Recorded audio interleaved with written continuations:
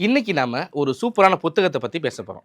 இது வெறும் கதை கிடையாது. இது ஒரு மனுஷனோட உணர்வு. மலையாளத்துல பேப்பூர் சுல்தான்னு கொண்டாடப்படுற வைக்கம் முகமது பஷீர் எழுதின மதில்கள் நாவலை பத்தி தான் இன்னைக்கு நாம பார்க்க போறோம்.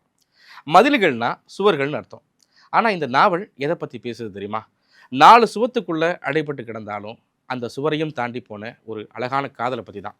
பொதுவா ஜெயில்னாலே கஷ்டமும் அழுகையும் தான் ஞாபகம் வரும். ஆனா பஷீர் அந்த ஜெயிலையே ஒரு அழகான இடமா மாத்திட்டாரு. ஜெயில்ல ஒரு பக்கம் பஷீர் இருக்காரு. அந்த பெரிய மதில் சுவருக்கு அந்த பக்கம் இருக்கிற பொண்ணுங்க ஜெயில்ல நாராயணி இருக்காங்க. இவங்க 2 பேருக்கும் நடுவுல ஒரு காதல் வருது. ஆனா ஒருத்தர் ஒருத்தர் பார்த்ததே கிடையாது.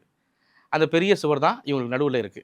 ஆனா அந்த சுவருக்கு அந்த பக்கத்துல இருந்து வர்ற நாராயணியோட சிரிப்பு, அவ பேசுற பேச்சு, அவ மேல தூக்கி போற அந்த காஞ்ச இலைகள், இத பார்த்தே பஷீர் அவங்க மேல உயிர் காதலா இருக்காரு.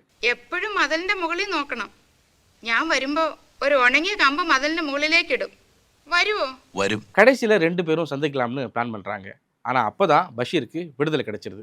தான் நேசிக்கிற பொண்ண ஒரு தடவ கூட கண்ணால பார்க்காம வெளிய வரும்போது, "யாருக்கு வேணும் இந்த விடுதலை?" அப்படின்னு பஷீர் கேட்பாரு. அந்த ஒரு வரி நம்ம மனச அப்படியே உரிக்கும். இந்த கதைய 1990ல அடூர் கோபாலகிருஷ்ணன் படமா எடுத்தாரு. மலையாள சினிமாவுல இது ஒரு முக்கியமான படம்.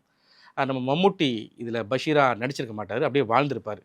இன்னொரு சுவாரஸ்யமான விஷயம் என்னன்னா, படம் முழுக்க நாராயணி கேரக்டர காட்டவே மாட்டாங்க. நடிகை கேபிஏசி லலிதாவோட குரல வச்சு அந்த பொண்ண நம்ம கண் முன்னாடி கொண்டு வந்திருப்பாங்க.